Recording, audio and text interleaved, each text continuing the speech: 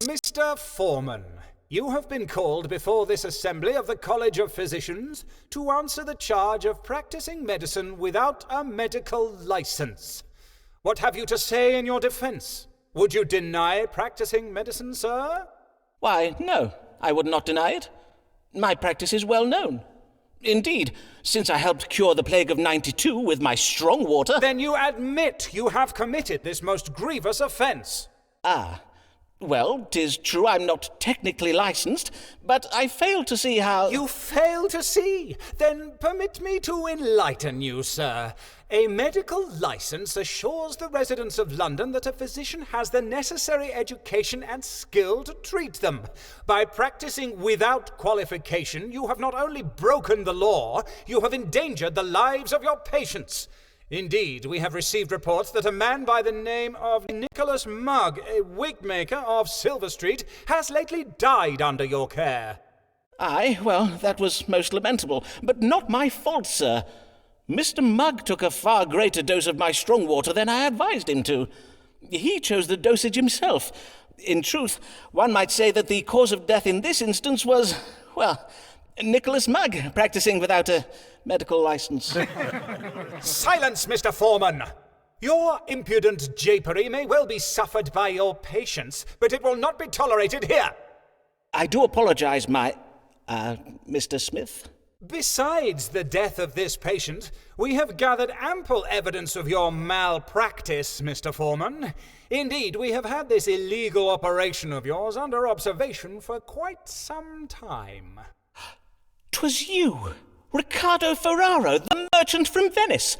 All along he was you, Richard Smith, the Queen's royal physician. Then I take it, Mr. Smith, you were unsatisfied with the medical care I gave you? Sir, we are well aware of your occult practices. What you so boldly call medical care was naught but advice conjured up by means of dark magic. You have no understanding of physic or astrology. But my knowledge of both physic and astrology is unparalleled.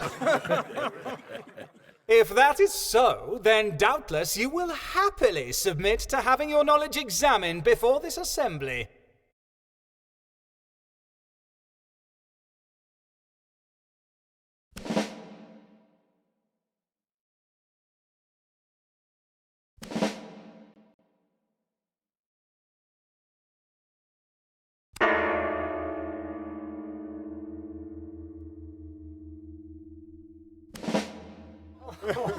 Silence! Simon Foreman, you have failed. Constable, shackle this man and take him from hence to jail.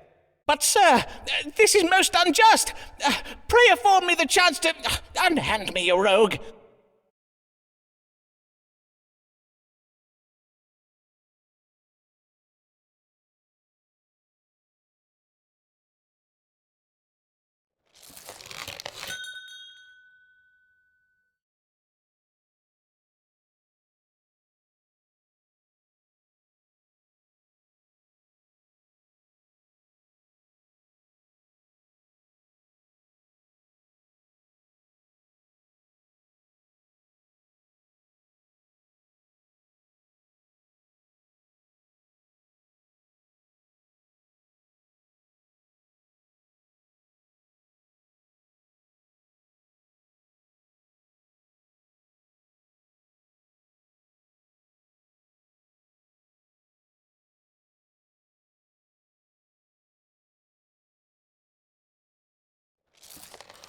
Alice Black, she feels no shame, and forsooth is she to blame. If we were her, we'd do the same. Alice Black, she feels no shame.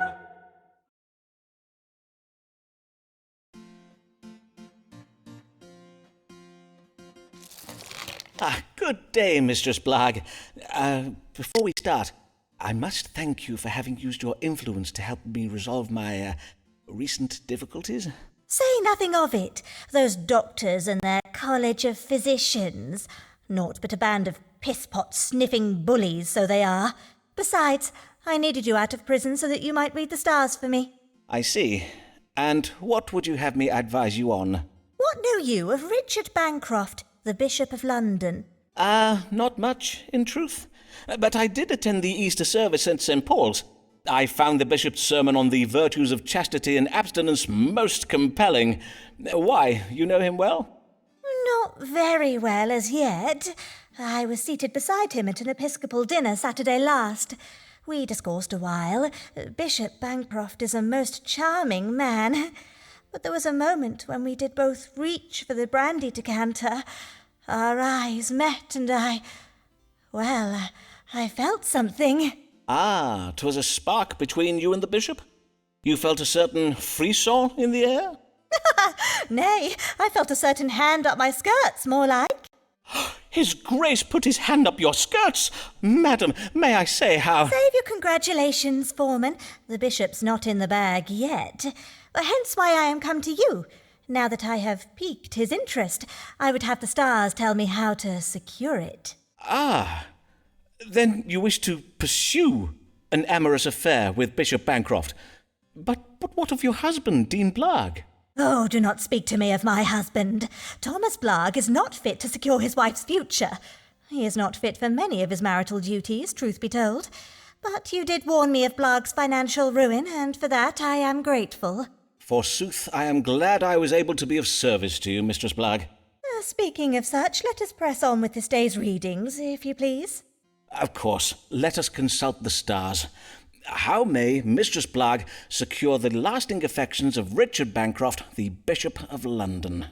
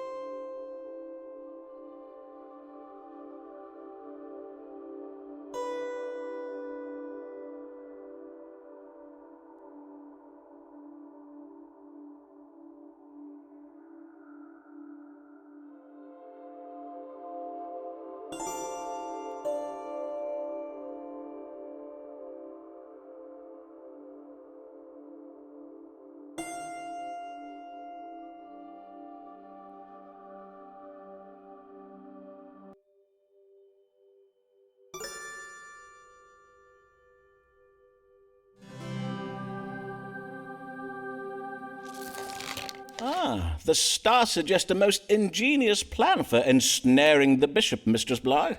Oh, verily? Aye, 'tis most cunning. First you must offer him your tender favours, and then, several weeks following this encounter, you must go to him and tell him you are with child. If the bishop be a man of sentiment, the news will doubtless make him feel bound to you. I own that such a ruse could work. 'Tis hardly ingenious, though, is it? Half the mothers in London give their daughters such advice. Do they indeed? Well, there is more. The stars suggest you will find occasion for such an encounter while the bishop is away from home on business. Mayhap you arrange a discreet assignation for his next visit to the Archbishop's palace in Lambeth. On my honour, that is not a bad idea. In sooth, I think it may do very well. For as 'tis oft said, that which does occur at Lambeth Palace does bide at Lambeth Palace. Indeed. How very intriguing. Pray tell me of these goings-on at Lambeth Palace.